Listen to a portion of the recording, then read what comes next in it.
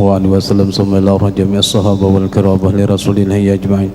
ثم إلى أرواح جميع الأولياء والعلماء العاملين والشهداء والصالحين. ثم إلى أرواح والدينا ولمشايخنا ولمعلمينا وذي الحقوق الواجبة علينا ومن أحسن ومن أحبنا ولمن أوصانا بالدعاء وللمؤمنين والمؤمنات والمسلمين والمسلمات بسر النبي وآل النبي وبسر الفاتحة. أعوذ بالله من الشيطان الرجيم. بسم الله الرحمن الرحيم.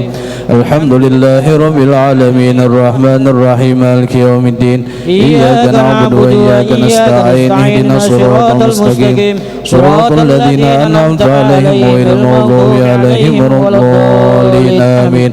الله لا إله إلا هو الحي القيوم لا تأخذه سنة ولا نوم له ما في السماوات وما في الأرض. من ذا الذي يشفع عنده إلا بإذنه يعلم ما بين أيديهم وما خلفهم ولا يحيطون بشيء من علمه إلا بما شاء. وسع كرسيه السماوات والأرض ولا يؤوده حفظهما وهو العلي العظيم. آمن الرسول بما أنزل إليه من ربه والمؤمنون كل آمن بالله وملائكته وكتبه ورسله لا نفرق بين أحد من رسله وقالوا سمعنا وأطعنا غفرانك ربنا وإليك المصير. لا يكلف الله نفسا إلا وسعها لها ما كسبت وعليها ما اكتسبت.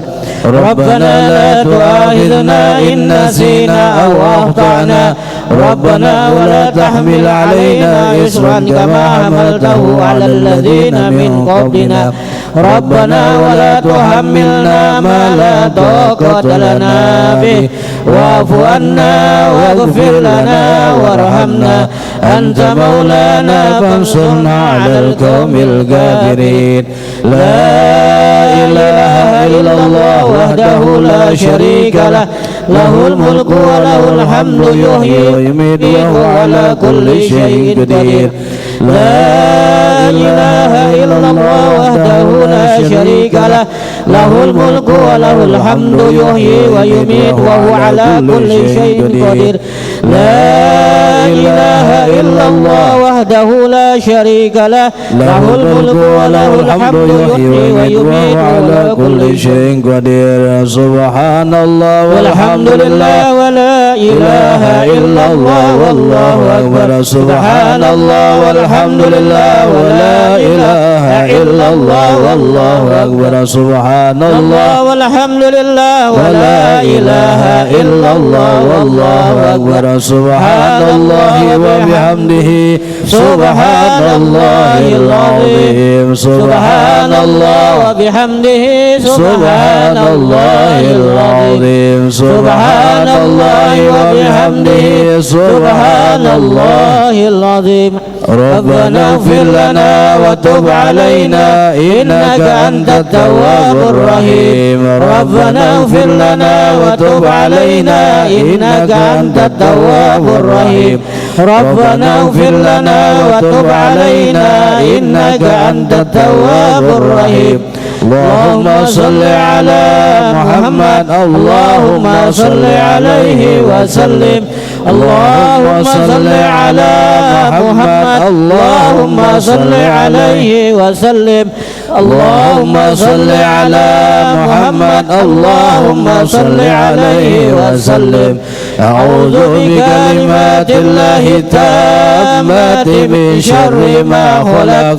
أعوذ بكلمات الله التامات من شر ما خلق. أعوذ بكلمات الله التامات من شر ما خلق. بسم الله الذي لا يضر مع اسمه شيء في الأرض ولا في السماء وهو السميع العليم. بسم الله الذي لا يضر مع اسمه شيء في الأرض ولا في السماء وهو السميع العليم. بسم الله الذي لا يضر مع اسمه شيء في الأرض ولا في السماء وهو السميع العليم. رضينا بالله ربا وبالإسلام دينا وبمحمد نبيا. رضينا بالله ربا وبالإسلام دينا وبمحمد نبيا. رضينا بالله ربا وبالإسلام دينا وبمحمد نبيا. بسم الله والحمد لله والخير والشر بمشيئة الله. بسم الله والحمد لله والخير والشر بمشيئة الله. بسم الله والحمد لله والخير والشر بمشيئة الله. آمنا بالله واليوم الآخر تبنا إلى الله باطنا وظاهر. آمنا بالله واليوم الآخر تبنا إلى الله باطنا وظاهر. آمنا بالله واليوم الآخر تبنا إلى الله باطنا وظاهر. يا ربنا واعف عنا وامه الذي كان منا. يا ربنا واعف عنا وامه الذي كان منا. يا ربنا واعف عنا وامه الذي كان منا. يا ذا الجلال والإكرام حمدنا على دين الإسلام. يا ذا الجلال والإكرام حمدنا على دين الإسلام. يا ذا الجلال والإكرام حمدنا على دين الإسلام. يا ذا الجلال والإكرام حمدنا على دين الإسلام. يا ذا الجلال والإكرام حمدنا على دين الإسلام. يا ذا الجلال والإكرام حمدنا على دين الإسلام. يا ذا الجلال والإكرام حمدنا على دين الإسلام. يا قوي يا متين اكفي شر الظالمين. يا قوي يا متين اكفي شر الظالمين. يا قوي يا متين اكفي شر الظالمين. أصلح الله أمور المسلمين شرف الله شر المؤذين. أصلح الله أمور المسلمين شرف الله شر المؤذين. أصلح الله أمور المسلمين شرف الله شر المؤذين. يا علي يا كبير يا عليم يا قدير يا سميع يا بصير يا لطيف يا خبير. يا علي يا كبير يا عليم يا قدير يا سميع يا بصير يا لطيف يا خبير. يا علي يا كبير يا عليم يا قدير يا سميع يا بصير يا لطيف يا خبير. يا فارج الهم يا كاشف الغم يا من لعبده يغفر ويرحم. يا فارج الهم يا كاشف الغم يا من لعبده يغفر ويرحم. يا فارج الهم يا كاشف الغم يا من لعبده يغفر ويرحم. أستغفر الله رب البرايا. أستغفر الله من الخطايا. أستغفر الله رب البرايا. أستغفر الله من الخطايا. أستغفر الله رب البرايا. أستغفر الله من الخطايا. أستغفر الله رب البرايا. أستغفر الله من الخطايا. لا إله إلا الله. لا إله إلا الله. لا إله إلا الله. لا إله إلا الله. لا إله إلا الله. لا إله إلا الله. لا إله إلا الله. لا إله إلا الله. لا إله إلا الله. لا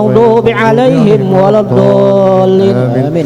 الفاتحة إلى روح سيدنا الأستاذ الأعظم الفقيه المقدم محمد بن علي بعلوي وأصوله وفروعه وجميع سادتنا لبعلوي وأصولهم وفروعهم أن الله يعلي درجاتهم في الجنة ويكثر منسوباتهم ويضاعف حسناتهم ويحفظنا بجاههم وينفعنا بهم ويعيد علينا من بركاتهم وأسرارهم أنوارهم وعلومهم ونفاحتهم في الدين والدنيا والآخرة. الفاتحة. أعوذ بالله من الشيطان الرجيم. بسم الله الرحمن الرحيم. الحمد لله رب العالمين الرحمن الرحيم مالك يوم الدين إياك نعبد وإياك نستعين اهدنا الصراط المستقيم صراط الذين أنعمت عليهم غير المغضوب عليهم ولا الضالين آمين. الفاتحة في سيرتنا الصوفية أينما كانوا حلت أرواحهم من مشارق الأرض إلى مغاربها أن الله يعلي درجاتهم في الجنة ويكثر مثوبتهم ويضاعف حسناتهم ويحفظنا بجاههم وينفعنا بهم ويعيد علينا من بركاتهم وأسرارهم وأنوارهم وعلومهم ونفحاتهم في الدين والدنيا والآخرة. الفاتحة. أعوذ بالله من الشيطان الرجيم. بسم الله الرحمن الرحيم. الحمد لله رب العالمين الرحمن الرحيم مالك يوم الدين إياك نعبد وإياك نستعين اهدنا الصراط المستقيم صراط الذين أنعمت عليهم غير المغضوب عليهم ولا الضالين آمين. سيدنا صاحب الراتب قطب الرشاد وغيث البلاد الحبيب عبد الله بن علوي الأحداد بعلى وصول فروع أن الله يولي درجاتهم في الجنة ويكثر مثوبتهم ويضاعف حسناتهم ويحفظنا بجاههم وينفعنا بهم ويعيد علينا من بركاتهم وأسرارهم وأنوارهم ولومهم ونفحاتهم في الدين والدنيا والآخرة. الفاتحة. أعوذ بالله من الشيطان الرجيم. بسم الله الرحمن الرحيم. الحمد لله رب العالمين الرحمن الرحيم مالك يوم الدين إياك نعبد وإياك نستعين اهدنا الصراط المستقيم صراط الذين أنعمت عليهم المغضوب عليهم ولا الضالين. الفاتحة لأروي كافة عباد الله الصالحين ووالدينا ومشايخنا في الدين وذوي الحقوق علينا وأموات أهل هذه البلدة منها أهل لا إله إلا الله أجمعين إلى أرواح أموات المسلمين وأحياهم إلى يوم الدين أن الله يغفر لهم ويرحمهم ويفرج كرب المسلمين ويرحمهم ويشفي مرضاهم ويجمع شملهم على الهدى ويؤلف ذات بينهم ويولي عليهم خيارهم ويصرف عنهم أشرهم ويكفينا وإياهم شر الفتن والمهن والمؤذين والمتعدين من قريب أو بعيد ويرخي أسعارهم ويغير أمطارهم ويعطي كل سائل منا ومنكم سورة على ما يرضى الله ورسوله ويفتح علينا فتوى العارفين ويختم لنا بالحسنى وهو راض عنا في خير ولطف وعافية بلا حضرة النبي محمد صلى الله عليه وسلم. الفاتحة. أعوذ بالله من الشيطان الرجيم. بسم الله الرحمن الرحيم. الحمد لله رب العالمين الرحمن الرحيم مالك يوم الدين إياك نعبد وإياك نستعين اهدنا الصراط المستقيم صراط الذين أنعمت عليهم المغضوب عليهم ولا الضالين آمين. بسم الله الرحمن الرحيم. الحمد لله رب العالمين حمدا يوافي نعمه ويكافي مزيده. يا ربنا لك الحمد كما ينبغي لجلال وجهك وعظيم سلطانك. سبحانك لا نحصي ثناء عليك أنت كما أثنيت على نفسك فلك الحمد حتى ترضى ولك الحمد إذا رضيت الحمد بعد الرضا. اللهم صل وسلم على سيدنا محمد في الأولين وصل وسلم على سيدنا محمد في الآخرين وصل وسلم على سيدنا محمد في كل وقت وحين وصل وسلم على سيدنا محمد في الملأ الأعلى إلى يوم الدين وصل وسلم على سيدنا محمد حتى ترث الأرض ومن عليها وأنت خير الوارثين. اللهم إنا نستحفظك ونستودعك أدياننا وأنفسنا وأموالنا وأهلنا وكل شيء أعطيتنا. اللهم اجعلنا وإياهم في كنافك وأمانك وعياذك من كل شيطان مريد وجبار عنيد وذي عين وذي بغي وذي حسد ومن شر كل ذي شر إنك على كل شيء قدير. اللهم جمعنا بالعافية وسلامة وحققنا بالتقوى والاستقامة وعدنا من مجيبات الندامة في الحال والمال إنك سميع الدعاء. وصل اللهم بجلالك وجمالك على سيدنا محمد وعلى آله وصحبه أجمعين وارزقنا كمال المتابعة له ظاهرا وباطنا يا أرحم الراحمين بفضل سبحان ربك رب العزة عما يصفون وسلام على المرسلين الحمد لله رب العالمين. اللهم إنا نسألك رضاك والجنة ونعوذ بك من سخطك والنار. اللهم إنا نسألك رضاك والجنة ونعوذ بك من سخطك والنار. اللهم إنا نسألك رضاك والجنة ونعوذ بك من سخطك والنار. يا عالم السر من لذاتك ستر عنا وعافنا واعف عنا وكن لنا حيث كنا. يا عالم السر من لذاتك ستر عنا وعافنا واعف عنا وكن لنا حيث كنا. يا عالم السر من لذاتك ستر عنا وعافنا واعف عنا وكن لنا حيث كنا. يا لطيفا بخلقه يا عالما بخلقه يا خبيرا بخلقه الطف بنا. يا لطيف يا عليم يا خبير يا لطيفا بخلقه يا عليما بخلقه يا خبيرا بخلقه الطف بنا. يا لطيف يا عليم يا خبير يا لطيفا بخلقه يا عليما بخلقه يا خبيرا بخلقه الطف بنا. يا لطيف يا عليم يا خبير يا لطيفا لم يزل الطف بنا فيما نزل إنك لطيف لم تزل الطف بنا والمسلمين. يا لطيفا لم يزل الطف بنا فيما نزل إنك لطيف لم تزل الطف بنا والمسلمين. يا لطيفا لم يزل الطف بنا فيما نزل إنك لطيف لم تزل الطف بنا والمسلمين. جزا الله سيدنا محمدا أنا خيرا. جزا الله سيدنا محمدا أنا ما هو أهله. جزا الله سيدنا محمدا أنا خيرا. جزا الله سيدنا محمدا أنا ما هو أهله. جزا الله سيدنا محمدا أنا خيرا. جزا الله سيدنا محمدا أنا ما هو أهله. يا الله بها يا الله بها يا الله بحسن الخاتمة. يا الله بها يا الله بها يا الله بحسن الخاتمة. يا الله بها يا الله بها يا الله بحسن الخاتمة. الفاتحة.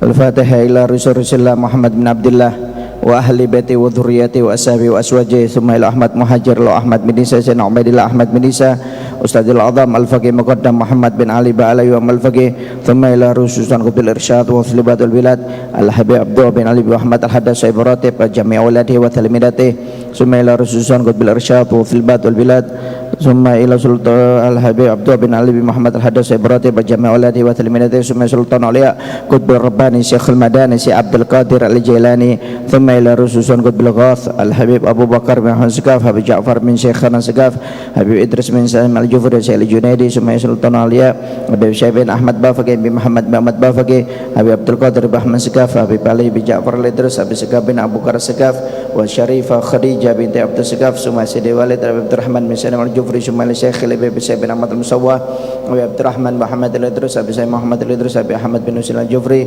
annallaha yu'lidul jannah wa yakthuru masubatihim wa yudha'ifu hasanatihim wa yafaduna bijannah fa nabihim wa yu'idhu alaina min barakatihim wa asrarihim wa anwarihim wal murafatin fid dini wa dunya wal akhirah ana wa takhilu niyatana fi niyatihim wa malana fi amalihim qasad-qasadna wa anna allaha yafta alaina wa alaikum futuhal arifin wa yufaqinu fid din wa anna wa yusahhil umrana bi barakatihim wa allah yaqdi hawaijina bi barakatihim wa anna wa yutawil a'marana bi barakatihim wa allah yakhtim a'maran bil husnil khatimah bi barakatihim bi syarri nabi wa ali nabi syarril fatihah. A'udzu billahi minasyaitonir rajim. Bismillahirrahmanirrahim. Alhamdulillahirabbil alamin arrahmanir rahim maliki yaumiddin. Iyyaka na'budu wa iyyaka nasta'in ihdinas siratal mustaqim. Shiratal ladzina an'amta 'alaihim ghairil maghdubi 'alaihim waladdallin. Amin.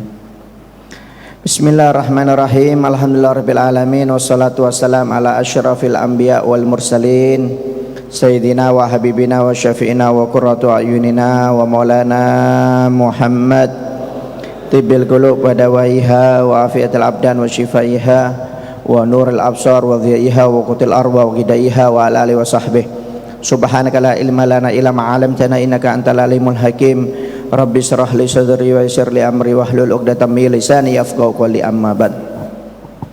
Bismillahirrahmanirrahim. Wa qala musannif rahimahu wa ta'ala anhu falyastahid al-abdu al-muwafiq fi silati arhamihi wa aqribihi bikulli ma yumkinuhu wa yastati'uhu min birrin wa ma'rufin wa hadiyatin wa sadaqatin wa ziyaratin wa munasabatin yaf'alu ma'a kulli minhum ma yunasibuhu min dhalik wa yakunu fihi birruhu wa silatu wa inasuh wa la yukassiru fi silati arhamihi kaslan wa bukhlan wa istighfafan bihaqqir rahimi allati abdamallahu ta'ala amraha wa aktsaral wa'ida fi qati'atiha wa 'alal 'abdi badlul istita'a wal maqdur wa 'alallahi al-i'anatu wal musamahah wa qad qala alaihi salatu wassalam ballu arhamakum walau bisalam ay siluhum bima taqdaruna alaih wa qad ammat fi hadhiz zaman qati'atul arham wa qillatul mubalagha bisilatihim wa ta'ahudihim wa la'alla sababu fi ma hadatha wa ammal ibad wal bilad min dinkil ma'ayish wa dhi'fil arzak wa qillatid dhatal yad wa huwa al-qati'u lil arham allati qad fasad wa intasarat fi hadhil ayyam wa qad waradat al ahadits bi anna silatal arham mansa'u fil ajal wa mathra'atul fil amwal wa anna wa ta'ala qad basatar rizqa li aqwam wa aktsarahum amwal wa ma nadhara ilaihim mundu khalaqahum li silatihim arhamahum fatakunu al-qati'atu wa tarkus sila ala diddi dzalik wallahu a'lam. Dan hendaknya seorang hamba itu untuk bersungguh-sungguh berusaha untuk melakukan silaturahmi sekuat tenaganya menurut kemampuannya untuk berbuat kebajikan, berbuat kebaikan, memberi hadiah, memberi sedekah, menyambung tali silaturahmi dan menolongnya. Dan hendaknya seorang hamba itu melakukan itu semua sesuai dengan mencocoki keadaannya. wa yakunu fihi, dan di dalam perbuatan tersebut bersungguh-sungguh untuk menyambung tali silaturahmi itu di dalamnya adalah suatu kebaikan dan hubungan dan bantuan. Dan hendaknya seorang hamba untuk tidak bermalas-malas atau mengurangi silaturahmi kepada kerabat dan keluarganya karena sebab malas, karena sifat bakhilnya dan sifat meremehkan keluarganya. Karena sesungguhnya di dalam hak silaturahmi itu adalah sesuatu yang diagungkan oleh Allah Subhanahu wa taala urusannya, dan Allah memperbanyak ancaman-ancaman bagi orang yang memutus silaturahmi. Maka hendaknya seorang hamba untuk mengerjakan silaturahmi itu sesuai dengan kemampuannya dan ukurannya, dan insya Allah Allah Subhanahu wa taala akan menolong hamba tersebut dan akan memaafkan segala kekurangannya. Rasulullah SAW bersabda, sambunglah tali silaturahmi kepada kerabatmu walaupun hanya mengucapkan salam. Dan telah tampak, telah umum di zaman sekarang ini, orang-orang yang memutus tali silaturahmi, mereka sedikit sekali hubungannya atau perhatiannya kepada silaturahmi kepada keluarga dan kerabatnya.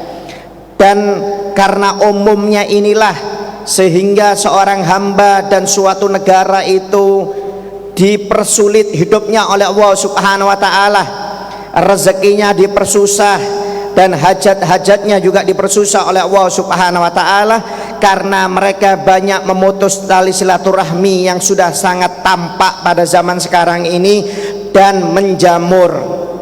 Padahal Nabi Muhammad SAW telah menjelaskan di dalam hadisnya bahwasanya silaturahmi ini adalah sumber rezeki, sumber kemakmuran, dan sesungguhnya Allah Subhanahu wa taala akan memperluas rezeki suatu kaum dan akan memperbanyak kepada mereka harta-harta mereka dengan melakukan silaturahmi. Tapi sebaliknya, barang siapa yang memutus tali silaturahmi, maka Allah tidak akan melihat orang tersebut mulai dia diciptakan oleh Allah Subhanahu wa taala sampai kapanpun tidak akan dilihat oleh Allah Subhanahu wa taala, karena mereka adalah orang yang tidak mau melakukan silaturahmi atau memutus hubungan dengan kerabat mereka. Ya.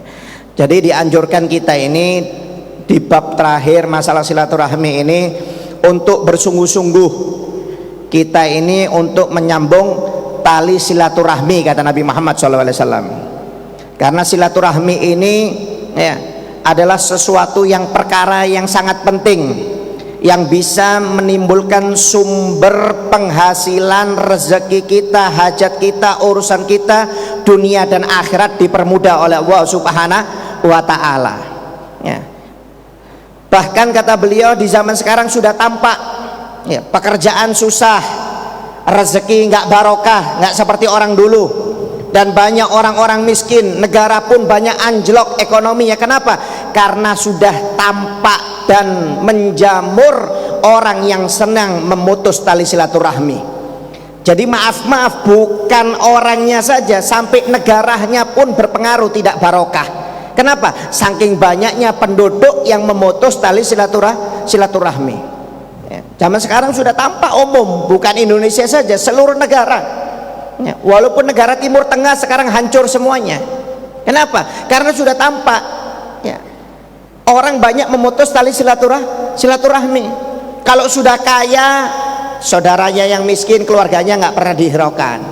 Kalau sudah naik jabatan, lupa dengan saudaranya, keluarganya yang di bawah. Akhirnya nggak dikasih barokah hidupnya, nggak negaranya, nggak pemimpinnya, nggak masyarakatnya, nggak rakyatnya, susah kehidupannya. Kenapa? Sudah tampak memutus tali silaturahmi.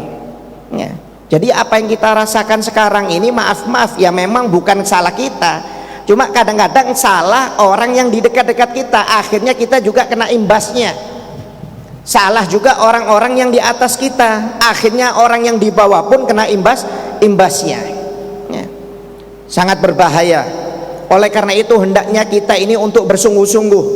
Kalau ingin rezeki kita makmur, urusan kita ya rezeki kita, harta kita barokah, sehat, kesehatan kita barokah, diperintahkan untuk bersungguh-sungguh menyambung tali silaturahmi, walaupun cuma dengan mengucapkan salam, kata Nabi Muhammad SAW, walaupun cuma mengucapkan salam ya. Apalagi sesuai dengan kemampuan.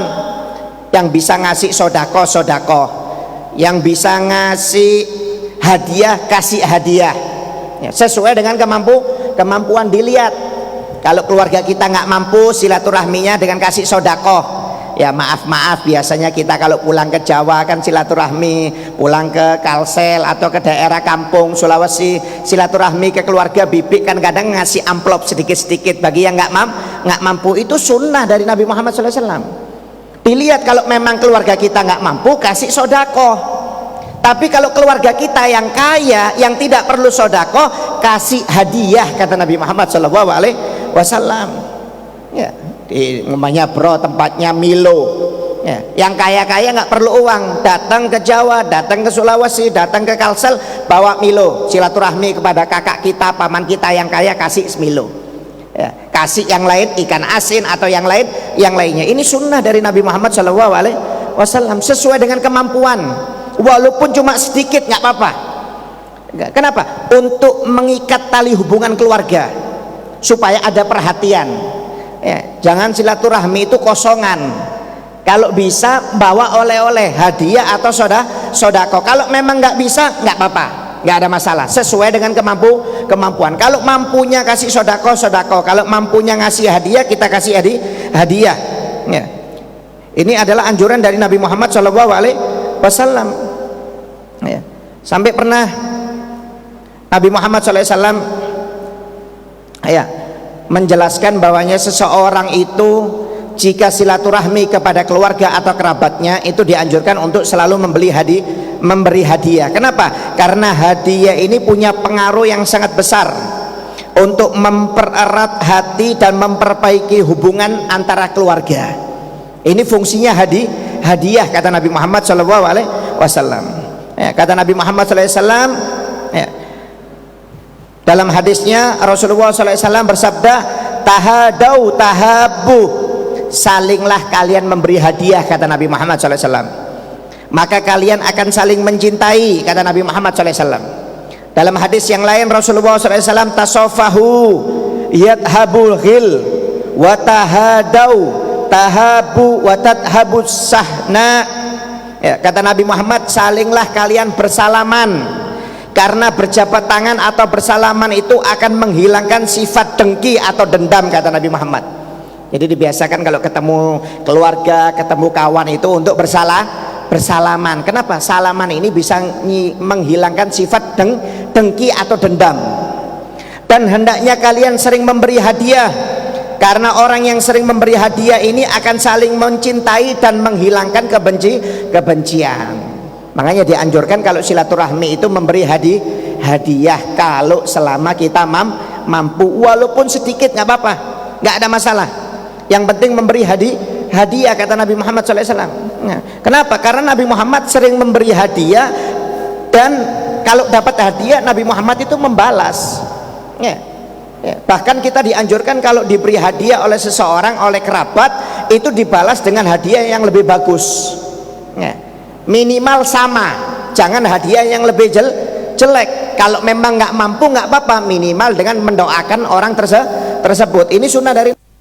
Jadi maaf kalau ada kerabat, keluarga kita, teman yang datang silaturahmi kepada kita ngasih hadiah, kita balas dengan hadiah yang lebih bagus. Kalau perlu dengan hadiah yang lebih mahal, minimal sama. Kalau memang nggak mampu, minimal didoakan supaya rezekinya tambah, urusannya dipermudah oleh Allah Subhanahu wa Ta'ala kepada keluarga atau teman yang memberi hadiah kepada kita. Ini sunnah dari Nabi ya. Rasulullah SAW yakbalul hadiah wa yuthibu alaiha. Diriwayatkan Nabi Muhammad itu sering menerima hadiah dan membalas hadiah pemberian dari keluarga atau kawannya. Jadi Nabi Muhammad itu sering dapat hadiah, tapi Nabi Muhammad balas ya, bukan senang nerima saja nggak mau balas. Nabi Muhammad itu nerima, bahkan balasnya lebih bagus, kadang-kadang lebih mewah ya. Sampai pernah dikisahkan Kan ada seorang murid, saya pernah cerita ya, seorang murid ingin silaturahmi kepada gurunya yang telah memberi ilmu ya, ketika datang dia di daerahnya, di kampungnya, didatangi itu gurunya karena nggak punya apa-apa, dia miskin si murid ini, akhirnya bawa ubi ya, bawa ubi datang silaturahmi kepada gurunya ya. Akhirnya setelah silaturahmi dijamu oleh gurunya, gurunya masuk ke dalam, tanya sama istrinya, wah istriku, saya dikasih hadiah ubi oleh murid saya, apa hadiah yang bisa kita berikan kepada murid saya? Kata si istri, kita ini nggak punya apa-apa pak, kita ini miskin, harta kita cuma 1 kambing aja di belakang. Kata suami, ya sudah, kasih aja kambing hadiah sebagai balasan yang lebih bagus. Wah, dikasih kambing. Subhanallah, senang ini murid, datang silaturahmi kepada guru, dikasih ubi, pulang dikasih kambing. Ketika bawa pulang murid ini ke rumahnya, kambing ini ditarik, nggak taunya dia melewati teman rumahnya ya. Tanya temannya, dari mana teman? Oh, saya habis satu silaturahmi ke rumah guru fulan bin fulan. Apa itu? Oh, ini hadiah dari guru, tadi saya bawa oleh-oleh ubi, nggak taunya dibalas dikasih kambing oleh guru. Wah, kata muridnya, ini bagus ini. Akhirnya si murid yang satunya ini lapor kepada si bapak, wahai bapak, tadi fulan itu silaturahmi ke rumah guru, bawa ubi, pulangnya dikasih kambing. Kata bapaknya, wah cepat kamu silaturahmi ke sana, itu bawa sapi itu, ambil sapi itu, siapa tahu kita bisa dikasih yang lebih besar daripada sapi itu. Aja dikasih ubi sudah dikasih kambing, ngasih ubi dapat kambing, apalagi kita kalau ngasih sapi. Wah, datang ini murid yang kedua ini, niatnya bukan silaturahmi, kenapa? Supaya ingin dapat balasan yang lebih besar ya, bawa sapinya ini, sapi orang tuanya atas perintah bapaknya ini ya, sampai silaturahmi ke rumah gurunya, wahai guru, saya mau pamitan, saya nggak punya apa-apa, ini saya kasih sapi, hadiah sapi. Akhirnya masuk gurunya ini, tanya lagi sama istrinya, kita punya apa ini kok tadi ngasih ubi, sekarang ngasih sapi, kita nggak punya apa-apa, kambing tadi sudah kita kasihkan. Kata istrinya, wahai suamiku, kita ini orang miskin, nggak punya apa-apa, harta kita makanan cuma tinggal ubi aja, jangan maksa, kasihkan aja ubi ini sebagai pengganti sapi ya. Akhirnya apa? Dikasihkanlah. Kata gurunya, minta maaf ya murid, saya nggak punya apa-apa, saya cuma punya ubi ini sebagai balasan hadiahmu, terima kasih banyak ya. Akhirnya pulang bawa tangan kosong. Kenapa? Nggak sesuai harapan, silaturahminya bukan karena Allah Ta'ala. Kalau murid yang pertama karena Allah Ta'ala, akhirnya rezekinya dilancarkan.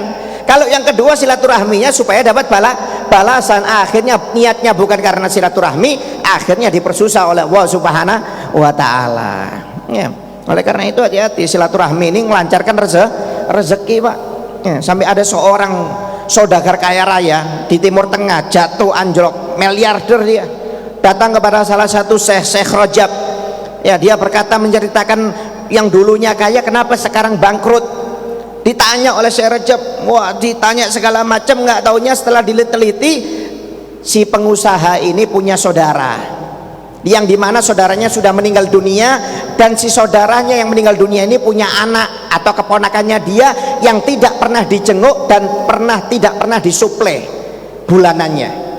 Kata Syekh Rajab, rezekimu dipersusah oleh Allah Subhanahu wa Ta'ala, walaupun kamu banyak sodakoh, itu dikarenakan kamu tidak pernah memperhatikan anak dari saudaramu tersebut ya. Kata seorang tersebut, saya memiliki hubungan tidak harmonis dengan kakak saya, dengan keponakan saya, dengan ipar saya, itulah yang membuat rezekimu susah. Kalau kamu memperbaiki hubunganmu dengan mereka, dijamin rezekimu akan dimudahkan oleh Allah Subhanahu ya. Akhirnya minta maaf kepada iparnya dan ponakannya, akhirnya diperhatikan keponakannya, iparnya disuplai segala macam. Subhanallah, dalam waktu yang singkat dikembalikan lagi kekayaannya oleh Allah Subhanahu wa Ta'ala ya. Hati-hati, silaturahmi ini berpengaruh dalam usaha kita, pengaruh dalam rezeki kita. Kalau kita senang silaturahmi kepada keluarga, kepada kawan, kepada tetangga ya, itu kita, urusan kita, kesehatan kita akan dikasih kemudahan oleh Allah Subhanahu wa Ta'ala ya. Ini sudah janji Allah dan janji Nabi Muhammad SAW, tidak mungkin tidak ya. Kalau zaman sekarang pak, waduh, dikit-dikit putus hubungan, tetangga dengan tetangga cuek, kawan dengan kawan satu kantor cuek, kadang-kadang satu saudara cuek, gimana rezekinya mau lancar Gimana usahanya mau dipermudah oleh Allah Subhanahu wa taala, gimana kesehatannya mau dikasih sehat oleh Allah taala. Enggak ada barokahnya hidupnya. Wal iyadzubillah min dzalik. Ya. Oleh karena itu hati-hati. Perhatikan ya. Saudara kita, keluarga kita, tetangga kita, kawan-kawan kita. Jangan sampai kita memutus tali silaturahmi. Ya, dianjurkan untuk sering memberi hadiah dan sedekah sesuai dengan kemampuan. Ya. Dan kalau kita diberi hadiah atau memberi hadiah, jangan suka mengungkit. Ya, nggak boleh nih. Umpamanya ada keluarga kita ngasih hadiah cuma sedikit Milo, umpamanya setengah kilo, jangan diungkit-ungkit. Wah, masuk hadiah Milo setengah kilo, hadiah apa ini? Ini satu hari minum sekeluarga habis. Jangan pernah ngungkit, walaupun sedikit diterima, syukuri ya. Atau kita kalau suka memberi hadiah kepada seseorang, jangan suka ngungkit-ngungkit ya. Wah, itu sering saya beri hadiah padahal, cuma kalau datang kepada saya nggak pernah ngasih apa-apa ya. Jangan. Jadi kalau dikasih hadiah sedikit jangan ngungkit. Kalau suka Anda ngasih hadiah jangan suka ngungkit, nggak bagus ya, nggak bagus. Sedikit pun terima. Kenapa? Itu akhlaknya Nabi. Walaupun kadang-kadang nggak bagus, terima ya. Nabi Muhammad itu pernah dikasih hadiah oleh seorang sahabat anggur. Biasanya Nabi itu kalau dapat hadiah itu langsung dibagi-bagi dengan para sahabatnya.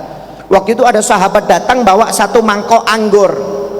Ya Rasulullah, aku punya hadiah sedikit, mungkin tidak bernilai, tapi ini aku berikan ikhlas untukmu ya Rasulullah. Ditaruh oleh Nabi Muhammad, dimakan satu biji, senyum Nabi Muhammad. Dimakan dua biji, senyum.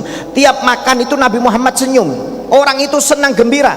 Sampai Nabi Muhammad tiap makan buah anggurnya itu selalu senyum. Sampai sahabat di sampingnya ini bingung. Biasanya Nabi ini suka bagi-bagi hadiah. Kalau dapat hadiah itu sahabat yang lainnya dapat, ini kok dihabiskan semuanya. Sampai habis semuanya, sahabat itu pulang gembira. Kenapa? Hadiahnya yang sedikit anggur ini dihabiskan oleh Nabi Muhammad SAW. Sahabat tanya, ya Rasulullah, kenapa anggurnya kok dihabiskan sendiri? Biasanya dibagi-bagi. Kata Nabi Muhammad, kamu nggak lihatkah sahabat tadi tersenyum ketika makanannya, hadiahnya aku makan. Ketahuilah makanan anggur itu asam, kata Nabi Muhammad. Sebenarnya nggak enak. Saya takut nanti kalau saya berikan kepada kamu teriak, anggur apa ini? Nanti bisa merusak kebahagiaan sahabat tersebut. Makanya saya nggak mau, saya bagi-bagi, saya habiskan sendiri walaupun asam, kata Nabi Muhammad SAW. Coba kita Pak dikasih asam, langsung dibuang di tempat sampah. Ya, mungkin nggak menghargai pemberian orang. Cuma Anda lihat Nabi Muhammad SAW sudah dikasih sedikit asam lagi. Cuma Nabi Muhammad menghargai pemberian dari sahabat tersebut.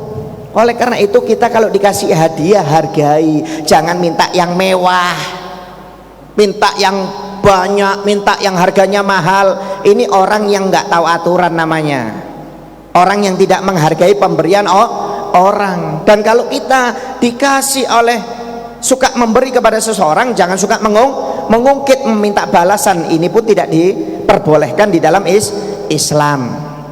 Ya, sampai pernah Syekh Abu Bakar bin Salim. Syekh Abu Bakar bin Salim ini seorang ulama besar Pak.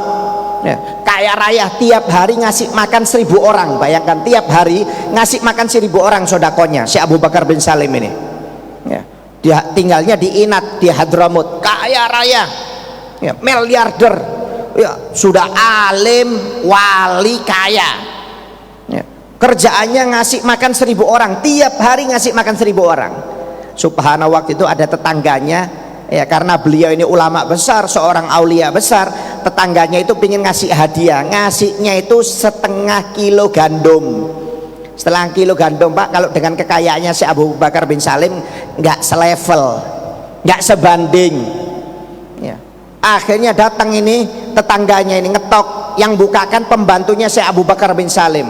Ditanya ada perlu apa? Adakah Syekh Abu Bakar bin Salim? Syekh Abu Bakar bin Salim lagi istirahat di atas. Kata orang tersebut, tetangganya, saya mau ngasih hadiah. Dipegang apa ini? Gandum, cuma nggak banyak, setengah kilo. Kata pembantunya, bawa pulang aja, nggak ada artinya ini. Katanya pembantunya si Abu Bakar bin Salim, bawa pulang, nggak ada artinya. Uang ini tiap hari ngasih makan 1000 orang kok. Kamu ngasih hadiah cuma setengah kilo, nggak pantas, bawa pulang aja. Nanti kalau ada yang lebih bagus baru kamu bawa ke sini, kata pembantunya ini. Subhanallah, akhirnya setelah ditutup pintunya, melihat dari atas si Abu Bakar bin Salim ini, tetangganya pulang dengan muka agak kecewa. Langsung turun si Abu Bakar bin Salim, tanya, siapa itu? Tetangga, wahai si Abu Bakar bin Salim, wahai guru, dia ingin memberimu setengah kilo gandum, tapi aku tolak. Marah si Abu Bakar bin Salim.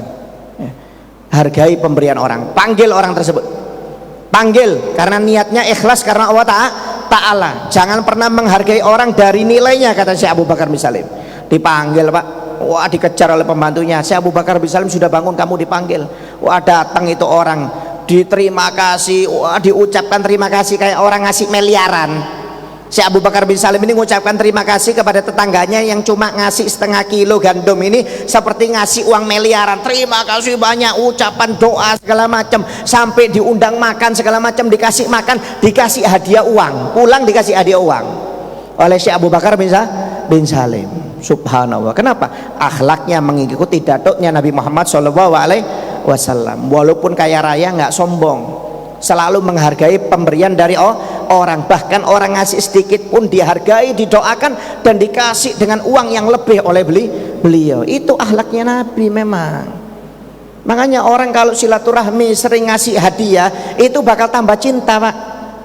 Apalagi kalau orang yang ngasih hadiah kepada kita, kita balas dengan hadiah, orang itu bakal semakin cinta. Kalau setiap silaturahmi bakal semakin ingat akan memberikan Anda oleh-oleh terus. Ya. Itu sebagai hubungan cinta, kata Nabi Muhammad SAW. Oleh karena itu sangat penting bahwasanya orang menyambung tali silaturahmi itu dengan selalu memberi hadiah kalau dia mampu. Hadiah itu biasanya untuk orang yang kaya. Kalau orang itu nggak perlu uang, silaturahmi kepada keluarga kita yang kaya, kita kasih hadiah. Tapi kalau keluarga kita yang nggak mampu, miskin, hadiahnya kasih amplop, tapi jangan amplopnya saja, amplop berisi uang untuk mempererat tali silaturahmi. Kalau Anda pulang ke kampung, Pak, paman Anda, saudara Anda, keponakan Anda kasih uang, pasti Anda didoakan baik, mudah-mudahan rezekinya lancar. Nanti datang mudah-mudahan uangnya tambah banyak, pasti didoakan, nggak mungkin enggak.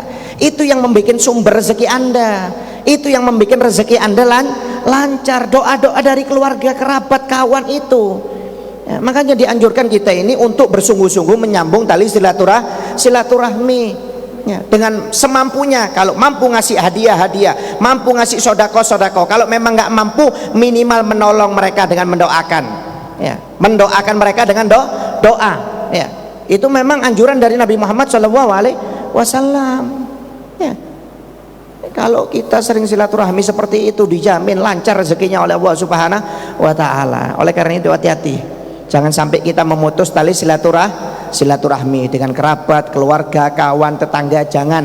Walaupun mereka memutus hubungan dengan kita, kita sambung hubungan dengan mereka. Walaupun mereka berbuat jelek dengan kita perbagus hubungan dengan mereka. Nggak usah dibalas ya, nggak usah dibalas, kata Nabi Muhammad ya. Barang siapa yang memutus hubungan padahal orang itu menyambung, dia berbuat jelek padahal dia selalu dibuat baik, maka kata Nabi Muhammad jangan dibalas. Itu ibaratnya orang yang berbuat baik tersebut, yang menyambung tali silaturahmi tersebut, seakan-akan menaruh debu panas kepada muka tetangganya atau keluarganya yang memutus dan berbuat jelek kepada orang tersebut, kata Nabi Muhammad SAW. Dan orang yang bersabar atas perlakuan mereka yang berbuat jelek dan memutus hubungan dengan mereka, tapi tetap menyambung dan berbuat baik, maka Allah akan merahmati orang tersebut sampai akhir umurnya, kata Nabi Muhammad SAW. Ya, ini sumber rezeki kita, Pak ya. Makanya kalau ada orang ngolok-ngolok kita, biarkan sudah. Ada keluarga kita, kawan kita, tetangga kita, gosipi kita, biarkan. Masukkan telinga kanan, keluarkan telinga kiri. Yang penting kita berbuat baik dengan mereka. Itu sumber rezeki kita. Kalau kita balas-balasan, waliyadzubillah min dzalik, malah nggak barokah nanti. Walaupun mereka yang salah, kita nggak salah, tapi kalau kita balas, berpengaruh dalam rezeki kita. Waliyadzubillah min dzalik ya. Oleh karena itu hati-hati Ya, di akhir zaman ini banyak orang yang memutus silaturahmi, akhirnya urusannya dipersusah oleh Allah Ta'ala, rezekinya juga dipersempit oleh Allah Subhanahu Wa Ta'ala, kesehatannya nggak dikasih bagus. Karena apa? Sudah tampak dan menjamur orang yang memutus tali silaturahmi. Ini pengaruhnya sangat dahsyat. Ya, pengaruhnya sangat dahsyat, Pak. Memang kita nggak mutus, orang lain yang mutus pengaruhnya kepada kita kadang-kadang. Makanya Nabi Muhammad dalam satu majelis, kalau ada orang yang memutus tali silaturahmi, disuruh keluar dalam majelisnya oleh Nabi Muhammad. Kenapa? Karena berpengaruh. Majelis ini tempat turunnya rahmat. Kalau ada yang memutus tali silaturahmi, akhirnya rahmat Allah ini nggak turun kepada seluruh orang yang hadir pengajian. Bayangkan Nabi Muhammad aja sampai dalam pengajiannya mengusir kok. Ya, memang kita nggak memutus, cuma pengaruhnya itu kadang-kadang berpengaruh kepada kita. Itu yang berbahaya. Makanya hendaknya kita ini bersungguh-sungguh, jangan ikut balas-balasan dengan orang yang mencaci kita, menjelekan kita, memutus hubungan dengan kita, berbuat jelek. Nggak usah dibalas. Kita tetap berbuat baik dengan mereka, menjalin hubungan harmonis dengan mereka. Insya Allah rezeki akan lancar, kata Nabi Muhammad SAW. Ya, mudah-mudahan dikuatkan kita ya oleh Allah Subhanahu Wa Ta'ala untuk selalu menyambung tali silaturahmi ini, dan mudah-mudahan berkat tali silaturahmi ini rezeki kita, hajat kita, urusan kita, kesehatan kita semuanya dikasih barokah oleh Allah Subhanahu Wa Ta'ala dunia akhirat. Amin ya rabbal alamin. Ya. Dan juga insya Allah pada saat ini kita kan sudah memasuki pada tanggal 6 Muharram. Nggak lama lagi kita akan memasuki 10 Muharram atau hari Asyura. Jadi insya Allah kita akan sedikit membahas tentang hari Asyura atau 10 Muharram, karena ini adalah hari yang sangat istimewa. Jadi istimewa bukan untuk umat Islam saja, ini hari yang sangat istimewa untuk orang Yahudi Nasrani, karena pada 10 Muharram itu orang-orang Yahudi dan Nasrani juga berpuasa, ya, juga berpuasa untuk memuliakan hari Asyura atau 10 Muharram. Karena 10 Muharram ini hari Nabi Adam diampuni dosanya oleh Allah Subhanahu Wa Ta'ala, di mana Nabi Adam diciptakan oleh Allah Ta'ala dan dimasukkan di dalam surga di hari Asyura. Kemudian Nabi Nuh alaihissalam diselamatkan oleh Allah dari banjir bandang pada tanggal 10 Muharram atau hari Asyura. Kemudian Nabi Yunus dikeluarkan dari perut ikan Nun pada tanggal 10 Asyura. Nabi Musa diselamatkan dari kejaran Fir'aun membelah Laut Merah, itu hari Asyura 10 Muharram.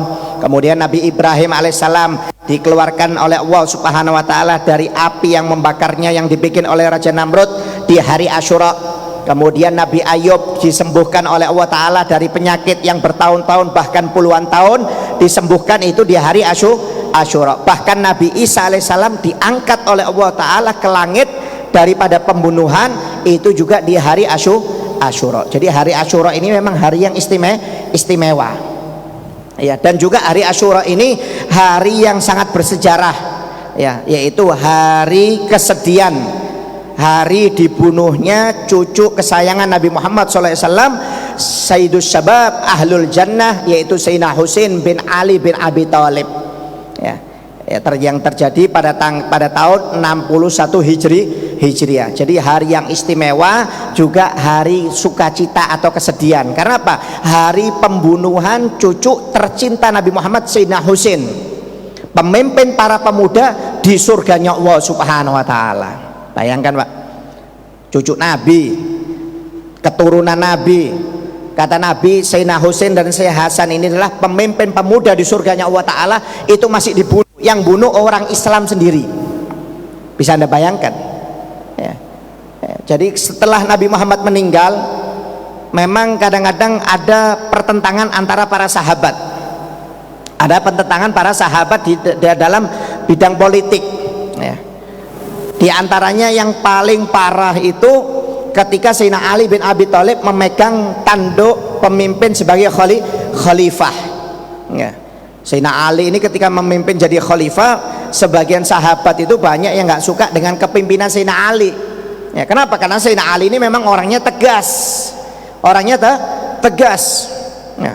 Bahkan Sayyidina Ali bin Abi Thalib ini dibunuh pada tahun 40 Hijriah di Kufah oleh seorang penduduk Kufah yang muslim yang hafidul Quran. Hafidul Quran Pak, 30 juz, ahli tahajud ya. Somun nahar, tiap hari hampir puasa Daud. Namanya Abdurrahman bin Muljam. Abdurrahman bin Muljam yang bunuh Sayyidina Ali bin Abi Thalib. Bayangkan, yang bunuh ini orang Islam sendiri, hafidul Quran, ahli tahajud, kemudian ahli puasa. Hampir tiap hari, bisa dikatakan puasa Daud itu puasa terus Abdurrahman bin Muljam ini. Ya nggak usah heran Pak, kenapa orang hafidul Quran? Kenapa? Sudah ada di zaman Nabi. Ya, orang-orang seperti munafik seperti itu yang ahli Quran itu sudah ada di zaman Nabi. Ya, Nabi itu pernah bagi-bagi ghanimah, rampasan perang itu diberikan kepada mu'alaf. Para mu'alaf dikasih semua rampasan perang. Sahabat nggak dikasih. Sahabat nggak dikasih. Sahabat yang lainnya nggak protes Pak. Kenapa? Nabi Muhammad lebih tahu. Tapi ada salah satu sahabat yang protes. Namanya Dzul Huwaisirah. Dzul Huwaisirah ini ahli ibadah, ahli Al-Quran. Jenggotnya panjang, jidatnya hitam. Ya, jidatnya hitam. Ketika Nabi Muhammad membagi rampasan kepada mu'allaf ini, orang-orang yang baru masuk Islam semuanya, sahabat nggak dikasih. Dzul Huwaisir ini marah. Idil ya Rasulullah, yang adil ya Rasulullah. Apa ini? Kok mereka aja dibagi, kita nggak dibagi? Kita sama-sama perang. Kata Nabi Muhammad SAW, hati-hati perkataanmu wahai Dzul Huwaisir. Kalau saya nggak adil, Allah nggak mungkin memerintahkan saya. Saya berbuat seperti ini karena perintah dari Allah Ta'ala.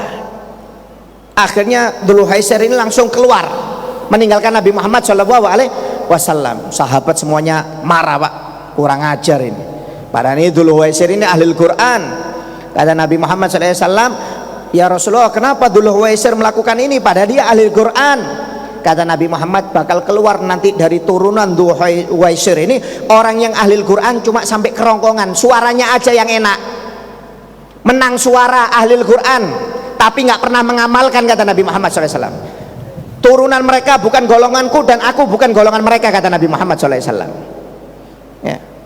Akhirnya sahabat Abu Bakar Siddiq minta izin, ya Rasulullah, izinkan aku untuk memenggal kepala Dzul Huwaisir. Silahkan kata Nabi Muhammad. Nggak taunya ketika mau dipenggal, Huwaisir ini lagi ibadah Pak di masjid. Sahabat Abu Bakar Siddiq nggak mau membunuh orang yang sedang ibadah, nggak berani dipenggal. Ditunggu lama tetap ibadah, ditinggal oleh Abu Bakar. Ya. Akhirnya kembali kepada Nabi Muhammad, dia sedang ibadah ya Rasulullah, lama aku tinggal nggak tahan. Sayyidina Umar angkat tangan, aku ya Rasulullah izinkan untuk membunuh. Silahkan kata Nabi Muhammad. Ya. Ditunggu oleh Sayyidina Umar ibadah, nggak berani lagi Sayyidina Umar bunuh orang ahli ibadah. Padahal sudah kurang ajar dengan Nabi nih, nggak taat dengan Nabi.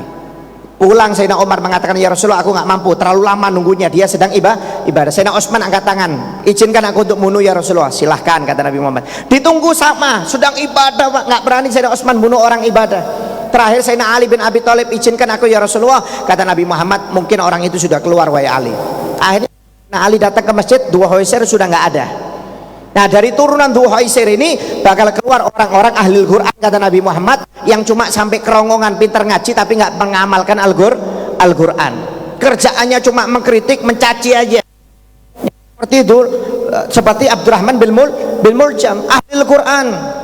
Ya, padahal yang dibunuh ini Sayyidina Ali, babul ilmi. Kata Nabi Muhammad, ana madinatul ilm wa ali babuha, aku ini kotanya ilmu, sedangkan pintunya ilmu adalah Sayyidina Ali bin Abi Thalib. Kenapa? Karena Abdurrahman bin Muljam mengatakan Sayyidina Ali ini mengambil hukum tidak sesuai Al-Quran dan hadis. Dia mengambil hukum lewat musyawarah. Duh, lebih pintar siapa dia dengan Sayyidina Ali? Sayyidina Ali ini pintunya ilmu, orang lebih pintar, orang pintar bisa dikatakan orang pintar nomor 2 setelah Nabi Muhammad SAW. Sayyidina Ali bin Abi Thalib ini, Abdurrahman bin Muljam ini merasa paling hebat, ya, mengatakan itu tidak sesuai dengan Al-Quran dan hadis. Bayangkan, hati-hati, zaman sekarang banyak orang seperti itu Pak, ya, mengatakan dirinya paling hebat. Wah itu nggak sesuai dengan Al-Quran dan hadis, tidak menghargai pendapat orang yang lain. Ini yang disebutkan oleh Abdurrahman bin Muljam. Ya. Kata Abdurrahman bin Muljam, "Wa man lam yahkum bima anzalallahu fahuwa kafirun. Barang siapa yang tidak menghukum dengan hukum yang sudah diturunkan oleh Allah Ta'ala, berarti Abdurrahman bin Muljam ini. Jadi dia mengambil istimdad sendiri. Akhirnya Sayyidina Ali bin Abi Thalib diriwayatkan ketika sholat subuh, ya, rakaat kedua ketika berdiri dari rukuk mau sujud, dalam rakaat kedua dipukul Pak oleh Abdurrahman bin Muljam dengan pedang yang sudah dilumuri racun. Bayangkan, bunuhnya ketika sholat subuh nggak tanggung-tanggung, membunuhnya pada tanggal 19 Ramadan, puasa bulan Ramadan, puasa subuh. Bayangkan, makan minum aja haram apalagi bunuh Pak. Ini yang dibunuh Sayyidina Ali bin Abi Thalib, khalifah sah, dibunuh oleh Abdurrahman bin Muljam. Kepalanya dipukul ketika berdiri dari rukuk, disikat kepalanya oleh Abdurrahman bin Muljam, ya. Akhirnya meninggal dunia itu Sayyidina Ali bin Abi Thalib. Akhirnya ketika meninggalnya Sayyidina Ali bin Abi Thalib, ya, orang-orang Kufah membaiat Sayyidina Hasan, anak Sayyidina Ali bin Abi Thalib.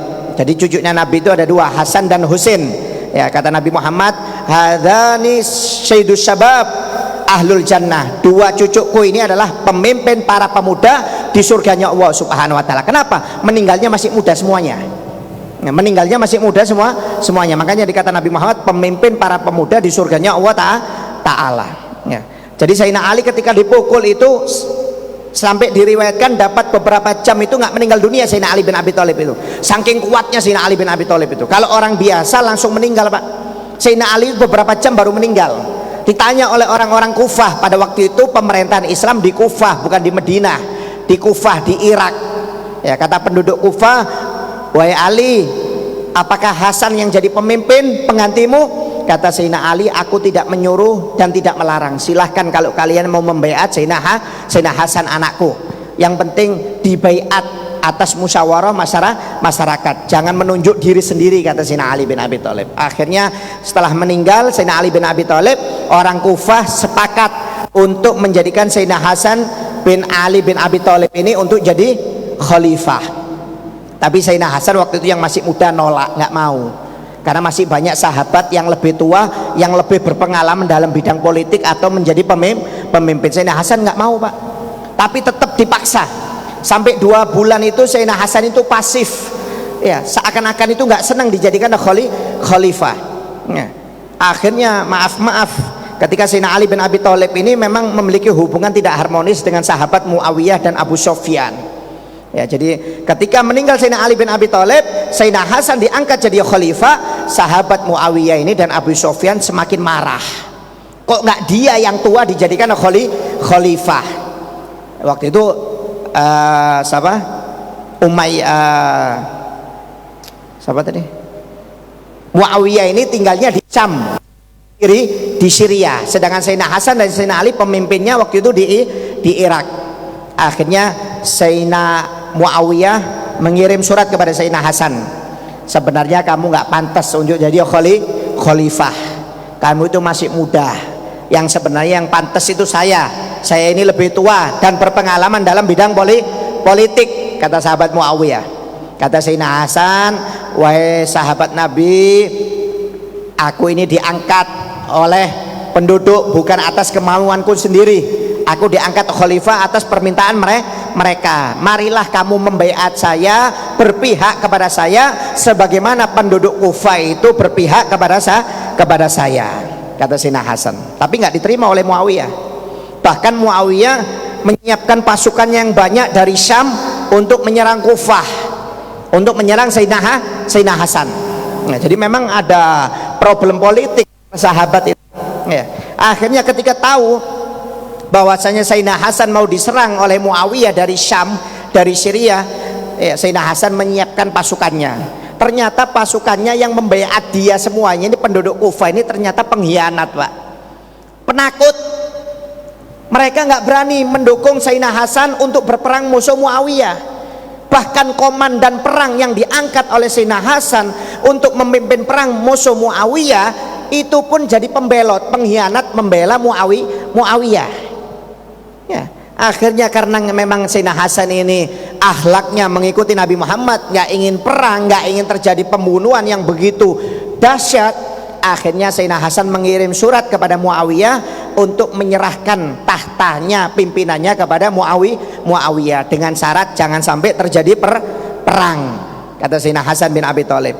Ya, ini kata Nabi Muhammad dalam hadis, nanti cucuku ini adalah pemersatu umat, kata Nabi Muhammad SAW. Maksudnya apa? Sayyidina Hasan ini sebenarnya yang pantas jadi khalifah pada waktu itu yang dibaiat Sayyidina Hasan. Cuma karena Muawiyah marah karena dia lebih tua, Sayyidina Hasan dengan lapang dada menyerahkan jabatannya. Ini yang dianggap oleh hadis Nabi Muhammad bahwasanya cucuku Hasan ini akan mempersatukan umat, kata Nabi Muhammad SAW. Ya, maksudnya apa? Dalam kejadian ini akhirnya Sayyidina Hasan menyerahkan itu kedudukannya kepada Muawiyah dan dia pindah ke Madinah dan sampai meninggal di kota Madinah Sayyidina Hasan pada waktu itu. Ya, meninggal di kota Madinah. Akhirnya dengan syarat waktu itu dikasihkan kepada Muawiyah, tapi kalau sudah Muawiyah meninggal tidak boleh diserahkan kepada anaknya, harus lewat baiat. Umat mau pilih yang mana silahkan, tidak boleh turunan, kata Sayyidina Hasan. Tapi waktu itu Sayyidina Muawiyah tidak lewat baiat, tapi malah menunjuk anaknya Yazid yang menjadi pemimpin lanjutannya, tidak sesuai dengan komitmen awal yang ditunjukkan oleh Sayyidina Hasan. Jadi Sayyidina Hasan sudah mengatakan kamu boleh jadi pemimpin, tapi kalau kamu meninggal nanti orang lain yang dibaiat, tidak boleh turunanmu. Ya, tapi Muawiyah khianat, dia malah turunannya Yazid anaknya yang jadikan pemimpin, sedangkan Yazid ini orang yang dolim, Pak. Tiap hari syaribul khomer kerjaannya, tarikus sholat, sering meninggalkan sholat, orang yang dolim. Jadi ketika Muawiyah meninggal pada pada tahun 60 Hijriah, ya, Yazid anaknya Muawiyah dijadikan pemimpin, ya, karena takut Yazid ini bahwasanya ada cucu Nabi yang satu Husain bakal mengganggu kepimpinannya, ya, atau kedudukannya. Akhirnya Yazid bin Muawiyah ini selalu mengirim mata-mata ke kota Madinah untuk memata-matai Sayyidina Husain, supaya Sayyidina Husain ini tidak membawa pasukan untuk mendukung dirinya untuk dijadikan khalifah pada waktu itu. Ya, karena sering dimata-matai, Sayyidina Husain akhirnya pindah ke Mekah pada waktu itu. Ya, akhirnya penduduk kota Kufah ini kecewa. Ya, bayangkan penduduk kota Kufah ini pengkhianat, Pak. Dia yang penduduk kota Kufah ini yang membunuh Sayyidina Ali bin Abi Thalib, kemudian yang mengkhianati Sayyidina Hasan, yang membaiat Sayyidina Hasan, tapi ketika diajak perang oleh Sayyidina Hasan semuanya belot. Pengkhianat penduduk Kufah ini. Akhirnya mereka merasakan kedoliman dari Yazid. Ketika orang Kufah sudah tidak tahan dengan kedoliman Yazid, akhirnya 100.000 orang Kufah ini sepakat untuk mendukung Sayyidina Husain jadi khalifah, jadi presiden atau pemimpin. Ya, akhirnya salah satu utusannya berangkat ke Mekah mengatakan bahwasanya 100.000 orang Kufah sudah siap untuk membaiat Sayyidina Husain karena mereka sudah tidak tahan dengan kedoliman Yazid bin Muawiyah. Ya, sudah tidak tahan dengan kedolimannya Yazid ini. Ya, Sayyidina Husain juga tidak tahan dengan kedolimannya Yazid. Ya, karena permintaan orang Kufah, akhirnya Sayyidina Husain bersedia berangkat ke Kufah, ke Irak untuk dibaiat oleh orang-orang Kufah karena permintaan mereka.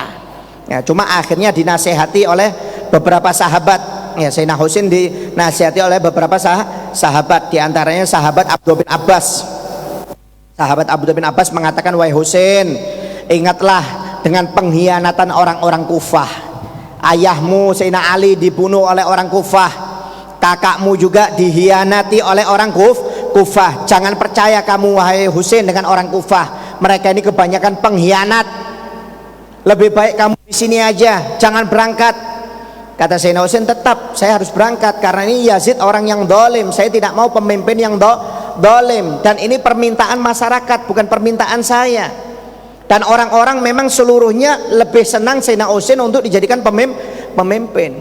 Akhirnya kata Abdullah bin Abbas, kalau kamu memang mau berangkat ke Kufah, jangan kamu bawa keluargamu, kamu sendiri aja yang berangkat untuk diplomasi, untuk berbicara dengan Yazid.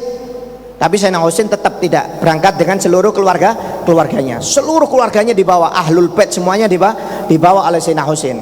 Ya, sampai Abdullah bin Umar, sahabat Nabi Abdullah bin Umar nasihati juga, jangan berangkat wahai Sayyidina Husain, firasat saya nggak enak, kamu bakal dibunuh oleh Yazid. Ya, kamu tetap di Mekah. Ya, sampai nangis Abdullah bin Umar ini, dicium keningnya Sayyidina Husain oleh sahabat Abdullah bin Umar. Tapi tetap Sayyidina Husain ini bersikeras. Kenapa? Karena tidak cocok dengan kepemimpinannya Yazid yang dolim. Ya, gimana pemimpin dolim, tiap hari Syaribul Khomar dolim, ya segala macam, meninggalkan sholat, mau dijadikan pemimpin, nggak mau Sayyidina Husain ini. Ya, harus diperangi. Jadi perangnya ini Sayyidina Husain bukan karena pingin jabatan jadi presiden, itu bukan. Karena nggak cocok dengan ini sebenarnya. Kalau ketika Muawiyah jadi pemimpin, Sayyidina Husain masih diam. Kenapa? Karena Muawiyah ini masih bagus. Tapi ketika turun kepada anaknya Yazid, wah sudah nggak cocok sama sekali. Jadi Sayyidina Husain ini berangkat bukan karena gila jabatan jadi khalifah atau presiden, karena ingin menurunkan Muawiyah Yazid tersebut. Karena Yazid orang yang dolim. Akhirnya berangkat Pak pada tahun 61 Hijriah. Ya, pada bulan Muharram, ya, sampai di Karbala itu Sayyidina Husain pada tanggal 8 Muharram, Karbala, ya, itu namanya daerah pembunuhannya Sayyidina Husain, Karbala. Jadi Sayyidina Husain dikepung selama 2 hari. Pasukannya Sayyidina Husain ini Pak cuma 80 orang saja, pasukannya Yazid 20.000 orang, ya, nggak sebanding, ya. Jangankan mestinya 80, dikepung dengan 1000 sudah cukup. Cuma saking gilanya Yazid ini nggak tanggung-tanggung, 20.000 orang ngepung Sayyidina Husain. Padahal Sayyidina Husain cuma bawa 80 orang. Ya, akhirnya pada tanggal 10 Muharram, ya, Sayyidina Husain dibunuh oleh Yazid, dibunuh lewat anak buahnya, dipenggal kepalanya Pak. Sayyidina Husain bin Ali. Bahkan semuanya dibunuh. Perempuan-perempuannya dihinakan, padahal perempuan itu semuanya keluarga Nabi, ahlul bait Nabi. Ya, padahal kalau perang itu Pak, perempuan harus diperlakukan dengan bagus, anak-anak juga diperlakukan dengan bagus. Tapi ini nggak sesuai dengan perlakuannya Yazid. Yang tua-tua dia habiskan, yang perempuan sampai auratnya terbuka, yang kecil dibunuh, yang laki-laki. Ya, sampai ada satu anaknya Sayyidina Husain, yaitu Sayyidina Ali As-Sajjad. Gara-gara Sayyidina Ali ini masih hidup, maka keluar turunan habaib ini. Kalau nggak ada Sayyidina Ali ini As-Sajjad, maka nggak ada habaib Pak. Ya, jadi ada anaknya satu Sayyidina Ali, Sayyidina Husain, semuanya dibunuh kecuali satu saja, yaitu Ali As-Sajjad, Imam Ali Zainal Abidin. Waktu itu masih kecil, diriwayatkan umurnya 10 tahun, sedang demam, mau dibunuh oleh pasukannya Yazid, tapi dilindungi oleh saudaranya Sayyidina Husain, yaitu Sayyidatul Zainab. Ya, Zainab, kata Sayyidatul Zainab, kalau kamu mau membunuh anak ini, bunuh aku dulu. Apakah kamu mau menghabiskan keturunan Nabi Muhammad SAW? Ya, kata Sayyidina Zainab. Akhirnya nggak jadi dibunuh. Akhirnya setelah nggak dibunuh, Sayyidina Ali As-Sajjad inilah yang menurunkan para habaib di seluruh dunia. Kalau ini dibunuh, habis, nggak ada habaib, nggak ada turunan Nabi. Cuma gara-gara ini dibiarkan, akhirnya ada turunan Nabi Muhammad SAW. Ya, dibiarkan, ya, sampai dipenggal itu kepalanya Sayyidina Husain. Tapi Sayyidina Husain ini Pak, maaf nggak takut Pak, walaupun musuhnya 20.000 masih nyabut pedang. Sayyidina Husain ini sabat, ya, kokoh imannya itu seperti gunung, nggak bisa digoyang Sayyidina Husain itu. Ya, ketika mau berperang dengan mereka, ya, Sayyidina Husain menyatakan, ana ibnu Ali habrul Ali minal Hashimi. Kata Sayyidina Husain, aku ini anak Sayyidina Ali, turunan Bani Hashim, orang yang nggak pernah takut. Kata Sayyidina Husain, walaupun kamu 20.000, saya nggak pernah takut. Kata Sayyidina Husain ini, kafani bihada mafkharan hina afkharu, cukup bagi aku keturunan Bani Hashim untuk aku berbangga kalau aku mau sombong. Kata Sayyidina Hasan, kata Sayyidina Husain. Kenapa? Turunan Sayyidina Bani Hashim, Abdul Muthalib ini adalah turunan yang dipilih langsung oleh Allah Subhanahu Wa Taala, Bani yang dikhususkan oleh Allah Ta'ala. Makanya kata Nabi Muhammad, suku atau bani yang paling khusus, yang paling dimuliakan itu adalah Bani Hashim dan Abi Muthalib, yaitu turunan Nabi Muhammad SAW. Kata Sayyidina Husain, wajaddi Rasulullah akramu man masya, dan kakekku adalah Rasulullah, paling mulianya makhluk Allah yang berjalan di muka bumi ini. Kata Sayyidina Husain, wa nahnu sirajullah finnazi yasharu, dan kami adalah lampu-lampunya Allah yang menerangi di muka bumi ini. Berkat adanya kami, maka cahaya di bumi ini selalu bercahaya. Kata Sayyidina Husain, wa Fatimatu ummi sulalatu Ahmada, dan ibuku Fatimah, kata Sayyidina Husain, turunan Nabi Muhammad Shallallahu Alaihi Wasallam. Ya, banyak disebutkan. Jadi Sayyidina Husain ini sebelum berperang dia mengeluarkan banyak syair menunjukkan tentang kemuliaan dirinya, bukan karena sombong, ya, bukan karena sombong. Ya, akhirnya perang, Pak. Ya, Sayyidina Husain perang dengan musuh mereka. Sampai dalam riwayat Sayyidina Husain ini dalam tubuhnya ada 80 panah, anak panah yang menancap dalam tubuhnya Sayyidina Husain. Dan terakhir sampai dipenggal kepalanya oleh pasukannya Yazid bin Muawiyah ini. Dipenggal, Pak, kepalanya Sayyidina Husain ini. Bayangkan. Setelah dipenggal, kepalanya, rambutnya dibuat mainan oleh pasukannya Yazid ini bin Muawiyah. Yang menggal ini, Pak, kata Sayyidina Husain, demi Allah, kamu yang memenggal saya, kamu ketika meninggal kamu tidak akan merasakan rasa hilang dari haus dahaga sampai kamu meninggal, kata Sayyidina Husain. Akhirnya subhanallah, yang memenggal ini betul, ya, nggak taunya yang memenggal ini mulai dia menggal itu sampai meninggal dunia itu, Pak, selalu haus hidupnya. Sampai dalam riwayat ketika mau meninggal tenggorokannya ini pecah saking hausnya itu. Tenggorokannya dan perutnya pecah karena minum terus tiap hari itu puluhan liter, berapa galon itu diminum, haus sampai perutnya dan tenggorokan ini pecah. Yang memenggal kepalanya Sayyidina Husain bin Ali bin Abi Thalib. Ya, akhirnya dikasihkan kepada Yazid bin Muawiyah kepalanya Sayyidina Husain. Sayyidina Yazid sambil mabuk-mabukan di mejanya bersama kawan-kawannya itu, kepala Sayyidina Husain ditaruh di depan meja itu. Ditaruh sambil dipukul-pukul, Pak, kepalanya dengan pedang oleh Yazid bin Muawiyah ini. Dipukul, mulutnya dibuat mainan. Ketika melihat seperti itu, sahabat Anas bin Malik marah. Sahabat Anas bin Malik marah kepada Yazid. Wah Yazid, apakah kamu mau memerikan cucu Nabi Muhammad SAW? Itu mulut, bibir yang pernah dicium oleh Nabi Muhammad SAW. Apakah kamu mau menghinakan bibir yang pernah dicium oleh Nabi Muhammad SAW? Bahkan sahabat Zaid bin Arqam ketika melihat tersebut marah juga. Wahai Yazid, apakah kamu mau melakukan hal tersebut? Adalah kepala cucu Nabi Muhammad yang pernah dipangku oleh Nabi Muhammad, yang pernah digendong oleh Nabi Muhammad, yang pernah dicium oleh Nabi Muhammad, bahkan pemimpin pemuda di surganya. Apakah kamu mau berbuat seperti ini, dolemmu? Akhirnya Yazid malu, Pak, nggak berani, karena ditegur oleh beberapa sahabat yang lainnya nggak bisa berpihak. Kenapa? Saking dolemnya Yazid ini. Jadi Anas bin Malik, Yazid bin Arqam, Zaid bin Arqam, semuanya cuma marah kepada Yazid karena perbuatannya tidak sesuai dengan syariat. Ya. Sampai akhirnya kepalanya ini, Pak, ya, ada orang rohib pendeta Yahudi itu ketika melihat kepala Sayyidina Husain dipotong seperti itu, ditanya siapa itu? Oh, itu cucu Nabi Sayyidina Husain yang dipotong oleh pasukannya Yazid. Nangis, Pak, pendeta rohib, nangis. Didatangi itu pasukan Yazid yang membawa kepalanya itu, pinjam sebentar kepalanya Sayyidina Husain ini, dibayar dengan harga yang sangat mahal, dikasih oleh pasukannya, yang penting dapat uang. Ayo jangan lama-lama, pegang ini kepala ini. Dipegang, dikasih uang oleh pendeta Yahudi tersebut, dipegang kepalanya, dibersihkan darahnya, Pak, dicium, dikasih parfum oleh pendeta Yahudi ini. Dicium, dikasih parfum, habis itu dikasihkan lagi. Subhanallah, malamnya mimpi bahwasanya kepalanya Sayyidina Husain ini bercahaya sampai menembuslah langit. Dan si rohib ini melihat tempatnya di surga. Bangun dari tidurnya langsung mengucapkan 2 kalimat syahadat dia, karena telah memuliakan kepalanya Sayyidina Husain. Subhanallah. Bahkan dalam riwayat ada orang kaya yang membeli kepalanya Sayyidina Husain, dibeli dengan harga yang sangat mahal, dibawa ke Mesir dan dimakamkan di Mesir. Makanya makamnya Sayyidina Husain ada 2, satu di Irak, di Karbala itu badannya, yang satu kepalanya ada di Mesir.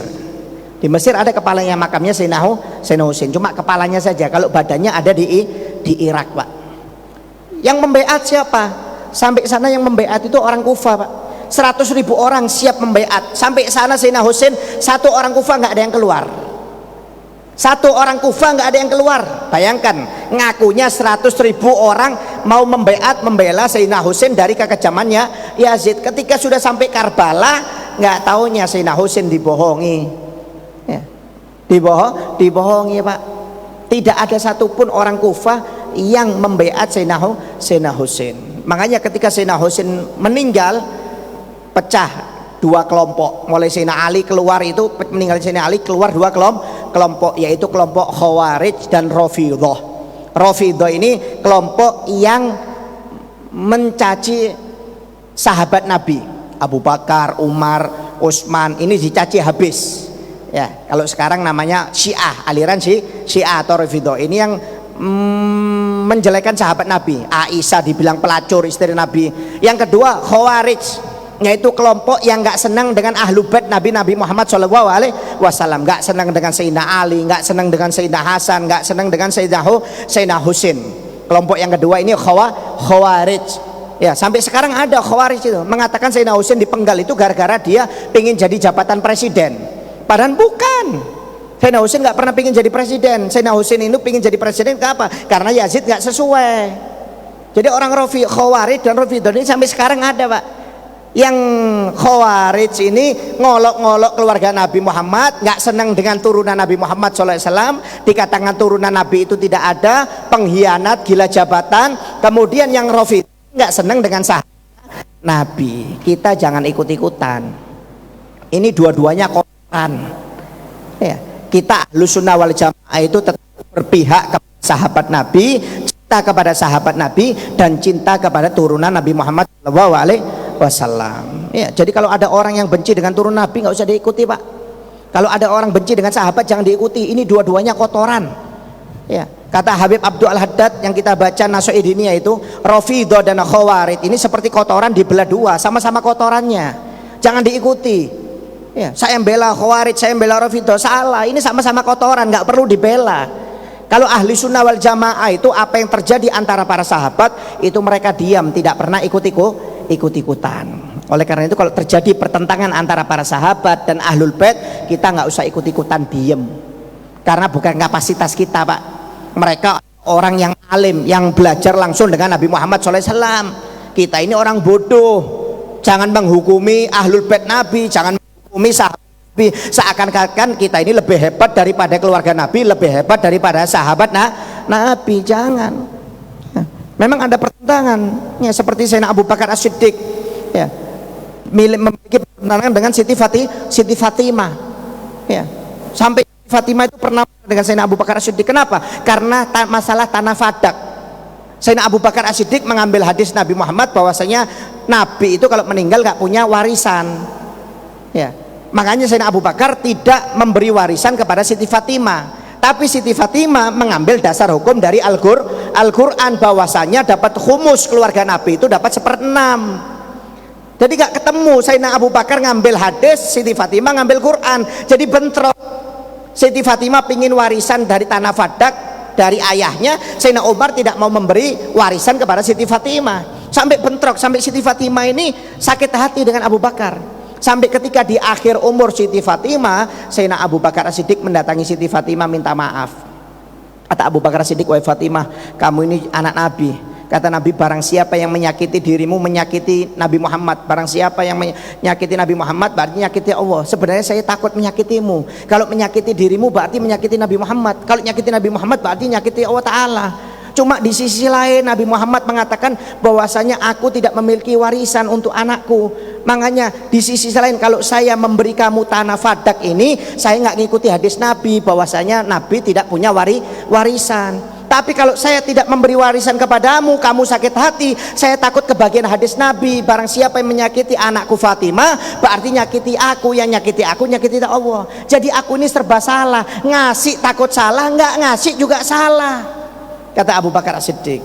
Akhirnya ketika menjelaskan seperti itu dimaafkan oleh Siti Fatimah.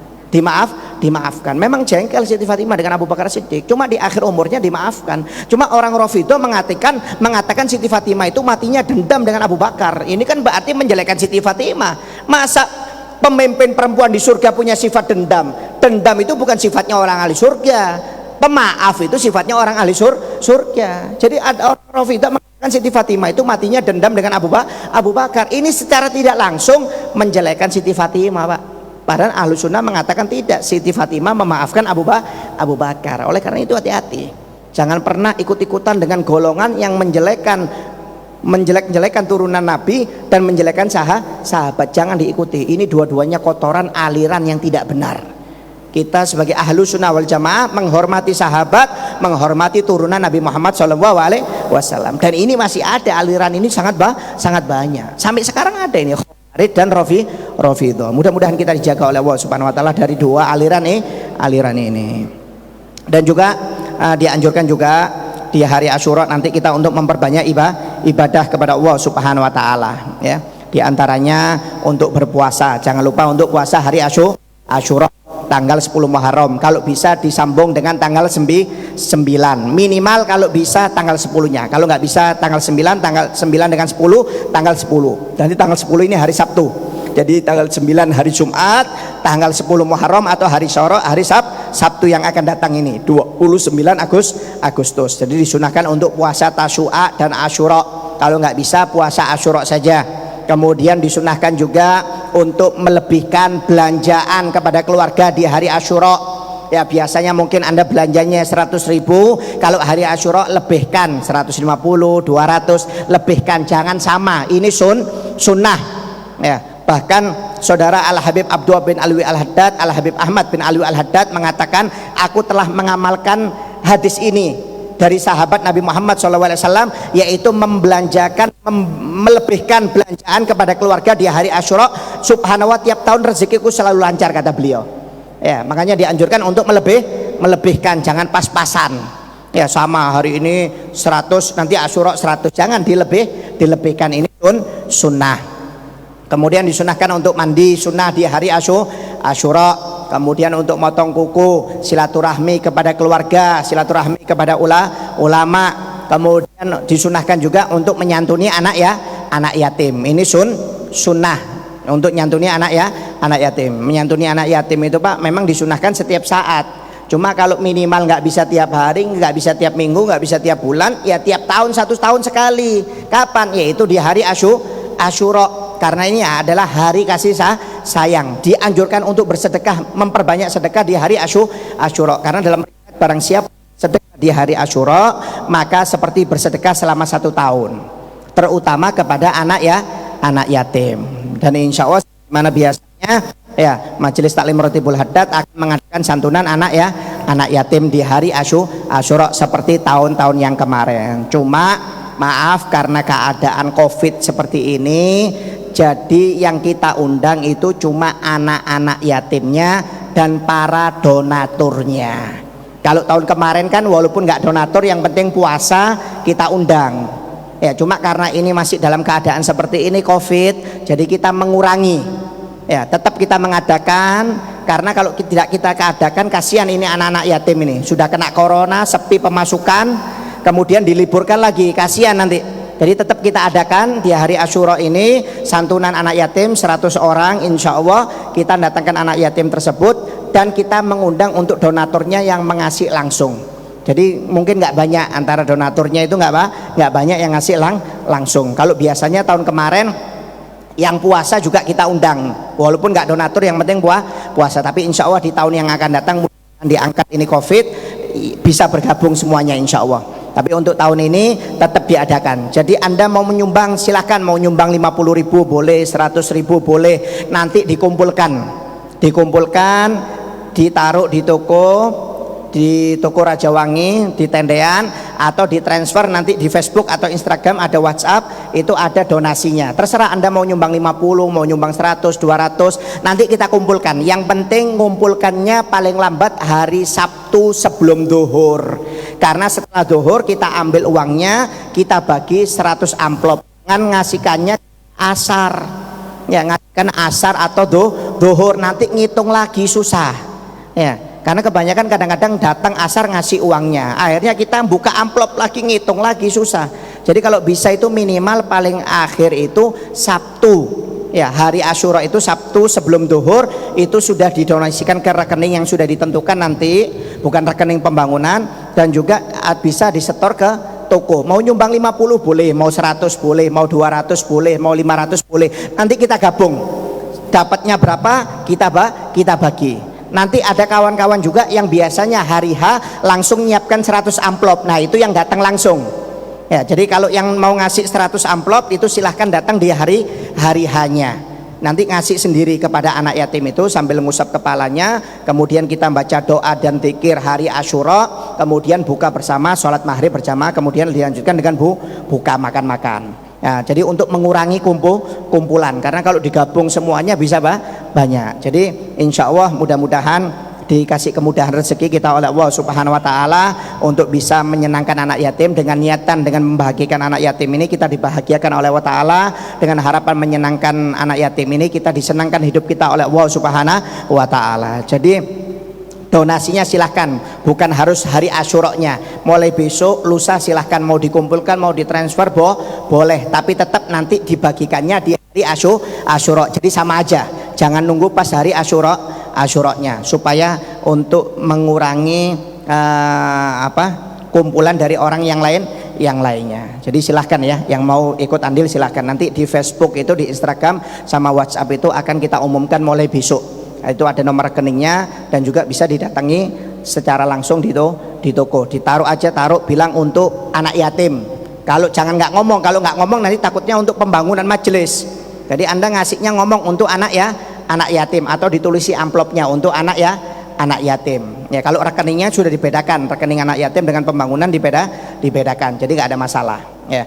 Untuk yang menyumbang langsung 100 amplop kalau siap silahkan hari hanya, tapi ada isinya loh ya, jangan amplopnya saja. Ya, ada isinya, mau 10 ribuan 100 amplop, mau 20 ribuan 100 amplop silahkan, nggak ada masalah. Mau 5 ribuan diisi amplop nggak ada masalah. Yang bagus ya 100 200 tiap amplop itu lebih bagus. Itu untuk yang kelebihan harta. Ya, mudah-mudahan digampangkan rezeki kita oleh Allah Subhanahu wa taala, semuanya dikasih barokah dunia akhirat, amin ya rabbal alamin. Mungkin ada yang mau bertanya, silakan. Ada yang mau bertanya?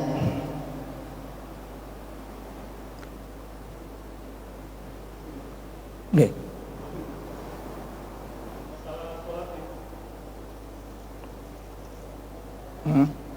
Gimana?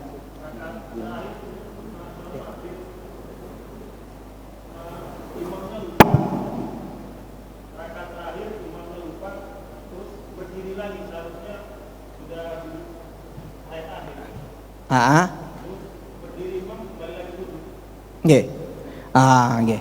Jadi gini ya, kalau ada imam rokaat terakhir lupa, ya dia mestinya sudah sujud tasyahud akhir, nggak taunya dia berdiri. Nah, ini imam ini kalau dia berdiri, kalau memang dia karena lupa, diingatkan oleh makmum dari belakang baca subhanallah, imamnya ingat, oh saya kelebihan, saya duduk, silahkan, ya boleh. Tapi kalau imamnya nggak yakin, walaupun diingatkan oleh makmumnya baca subhanallah, tapi imamnya yakin, loh saya ini masih 3, ini rakaat keempat, kenapa kok diingatkan? Nah itu imam nggak boleh duduk. Jadi dilihat imam itu yakinnya 4 atau 3. Tapi kalau diingatkan oleh makmum dia memang yakin 4, maka wajib untuk duduk. Tapi kalau dia diingatkan oleh makmum tapi dia yakinnya 3 bukan 4, itu imam nggak boleh duduk, harus melanjutkan, walaupun itu 5 rakaat harus melanjutkan karena keyakinannya si imam. Sedangkan si makmum kalau sudah yakin itu 4 rakaat, imamnya diingatkan nggak taunya nggak duduk, tetap berdiri karena yakin 3, si makmum punya 2 pilihan. Yang satu pilihannya tetap duduk tasyahud akhir sambil nunggu imam ikut salam dengan imam. Pilihan yang kedua mufarokoh, pisah langsung dari imam, melanjutkan tasyahud sendiri dan salam sendiri. Nah, jadi dilihat dulu. Jadi kalau ada imam rokaat keempat berdiri padahal tasyahud akhir, ketika diingatkan oleh makmum dia yakin 4, boleh dia duduk. Tapi kalau diingatkan oleh makmum dia masih yakin 3, maka jangan duduk, tetap lanjutkan aja 4 rakaat, walaupun itu sebenarnya 5 rakaat. Nah kalau sudah yakin 5, si makmum jangan ikut-ikutan yang belakang. Waduh imamnya nggak mau duduk, ikut berdiri, berarti makmumnya yakin kalau dia 5 rakaat batal sholatnya, nggak boleh. Jadi pilihannya makmum itu dua saja, nunggu imam di tasyahud akhir atau mufarokoh niat pisah dengan imam, seperti itu ya. Jadi pilihannya 2, tergantung keyakinan dari imam. Nanti sujud sahwi Ya, nanti ditutup dengan sujud sahwi. Nah, nanti imamnya itu sujud sahwi. Walaupun dia diingatkan ingat 4 duduk, nanti ditutup dengan sujud sahwi. Atau diingatkan tetap berdiri, dia yakin 3, nanti ditutup juga dengan sujud sahwi. Jadi kalau sudah berdiri, nambah nggak nambah, itu tetap dianjurkan untuk sujud sahwi karena kelupaannya itu. Makmumnya ikut sujud sahwi, kalau makmum nggak ikut ya batal.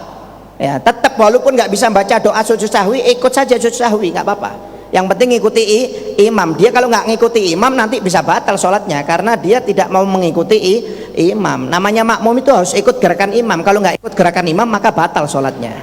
Seperti itu. Ya, jadi tetap ditutup dengan sujud sahwi. Cuma tinggal keyakinannya imamnya saja. Dia yakin 4 atau 3. Kalau yakin 4 maka duduk. Kalau yakin 3 maka teruskan. Walaupun itu 5 rakaat. Yang penting makmumnya jangan ikut-ikutan. Yang penting makmumnya jangan ikut-ikutan. Ada lainnya? Ya. Yeah. Waalaikumsalam warahmatullahi wabarakatuh.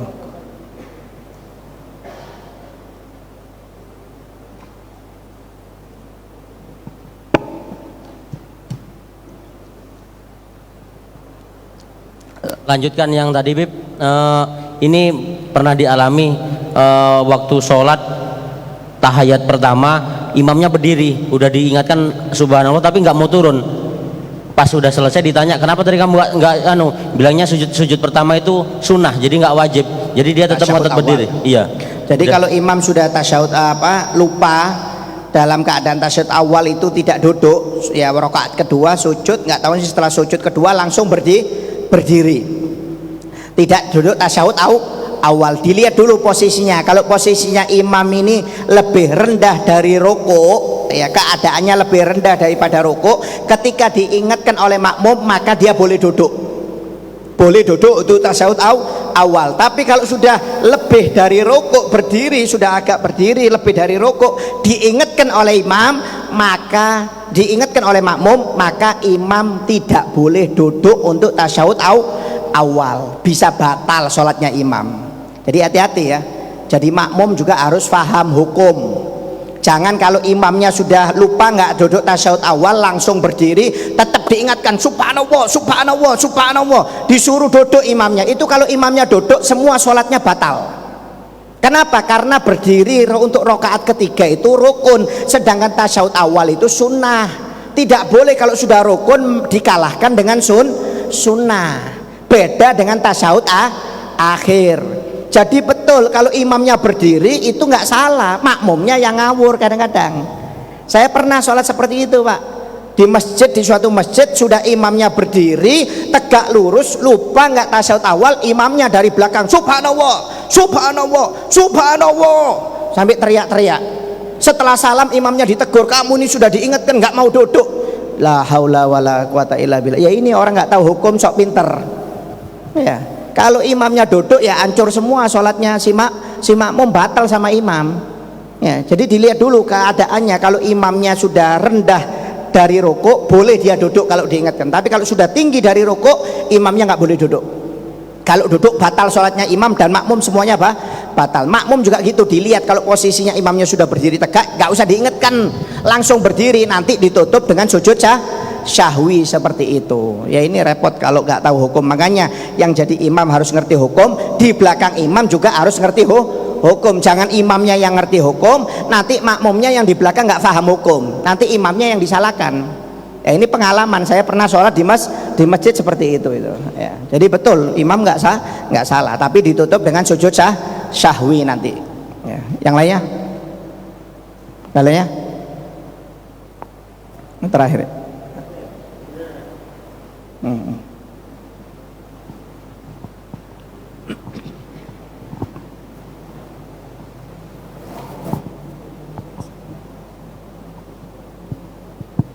Bismillahirrahmanirrahim. Assalamualaikum warahmatullahi wabarakatuh. Waalaikumsalam warahmatullahi wabarakatuh. Yang ingin kami tanyakan berkenaan dengan amanah.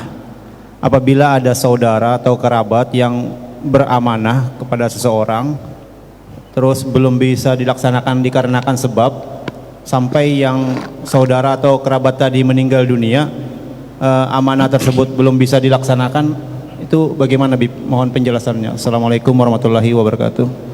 Waalaikumsalam warahmatullahi wabarakatuh. Ya, yang namanya amanat itu suatu beban atau permintaan dari seseorang yang harus dikerjakan ya.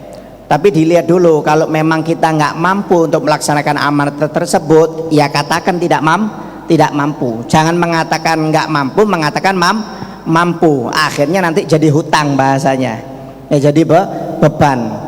Jadi kalau memang dia tidak bisa melaksanakan karena memang tidak kemampuannya, nggak apa-apa, nanti dilaksanakannya setelah mampu. Oleh karena itu kalau dikasih amanat oleh seseorang, kalau memang tidak bisa jangan mengatakan bisa. Kalau memang tidak mampu jangan mengatakan mampu. Karena kalau Anda khianat atas amanat tersebut, maka dosa, dicap sebagai orang munafik. Karena tandanya orang munafik itu adalah tidak amanat. Nah, amanat ini dalam berbagai macam hal. Umpamanya Anda disuruh ngundang orang, itu undang ya fulan ya, ya nanti saya undang. Nggak Anda undang, berarti Anda nggak amanat. Akhirnya orang yang nggak diundang itu, yang mau diundang itu bisa marah kepada tuan rumah, loh kenapa kamu nggak undang saya, loh saya sudah ngundang kok. Oh berarti fulan ini nggak amanat, nggak menyampaikan permintaan saya. Jadi amanat ini bukan masalah uang atau jabatan, yang lainnya juga. Jadi kalau Anda disuruh ngundang orang, disuruh nyampaikan salam, itu termasuk amanat yang harus Anda sampaikan. Makanya kalau memang mampu, terima. Tapi kalau memang nggak mampu atau nggak bisa, jangan diterima. Insya Allah kalau bisa, kalau mampu, insya Allah saya sampaikan, saya kerjakan seperti itu. Jangan iya, jangan siap. Nah ini bahaya. Jadi dilihat dulu, kalau memang Anda nggak mampu, kerjakan suatu saat jika mampu. Kalau memang di awal memang nggak mampu, ya itu memang amanat harus di depan, ya katakan tidak mampu, jangan mengiyakan ya. Karena kalau kita sudah terima amanat, harus wajib kita jalankan. Kalau nggak kita jalankan, nanti takutnya dicap sebagai orang munafik. Waliyadzubillah min dzalik. Jadi amanat ini berat juga, beban ya, jangan dianggap ringan ya. Kemudian diumumkan ya, yang pertama insya Allah besok pengajian rutinan di Masjid Milono Al Husna, pembacaan kitab Syarah Aqidatul Awam ya, besok ba'dal maghrib, hari Rabu malam Kamis ba'dal maghrib di Masjid Al Husna Jalan Milono. Kemudian insya Allah malam Sabtunya, Jumat malam Sabtu tanggal 28 Agustus, Jumat malam Sabtu pengajian rutin Majelis Taklim Rotibul Haddad Teluk Bayur, pembacaan kitab Lubabul Hadis ya, insya Allah Jumat malam Sabtu tanggal 28 Agustus ya, Jumat yang akan datang ini. Kemudian hari Sabtunya acara santunan anak yatim di rumah kita di Jalan Swadaya jam 5 sore ya, acaranya jam 5 sore, insya Allah acaranya jam 5 sore hari Sabtu, yaitu pembacaan dzikir Asyura, kemudian ada tausiah sedikit, kemudian santunan anak yatim, takjil, kemudian sholat berjamaah, kemudian makan ya, acaranya hari Sabtu sore jam 5. Kemudian ada permintaan suratul Fatihah untuk yang sedang sakit, yaitu yang pertama saudari Nabila binti Taufik Al-Jufri yang sedang sakit, kemudian Guru Ahmad bin almarhum Guru Miskat yang sedang sakit, dan juga untuk Muhammad Rafa Armando bin Roni yang sedang sakit, dan juga mungkin kalau ada keluarga kita, orang tua kita, anak kita, kawan-kawan kita, tetangga kita yang sedang sakit, mudah-mudahan diangkat penyakitnya oleh Allah Subhanahu wa taala, diberi kesehatan zahir maupun batin. Allahumma ishfi anta syafi wa afi antal muafi la shifa illa shifauk shifaan la yughadiru saqaman wa alaman bi sirri nabi wa ala nabi bi syarril Fatihah. A'udzu billahi minasyaitonir rajim. Bismillahirrahmanirrahim. Alhamdulillahirabbil alamin arrahmanirrahim maliki yaumiddin. Iyyaka na'budu wa iyyaka nasta'in ihdinas siratal mustaqim siratal ladzina an'amta 'alaihim ghairil maghdubi alaihim waladdallin. Amin. Kemudian ada permintaan suratul Fatihah untuk yang meninggal dunia. Yang pertama atas meninggalnya Al Habib Ghazi bin Thohir Ba'akil Surabaya, seorang, dan juga atas meninggalnya Syarifah Mahani binti Salim Al-Jufri, dan juga meninggalnya atas Muhammad Gasing bin Gasing.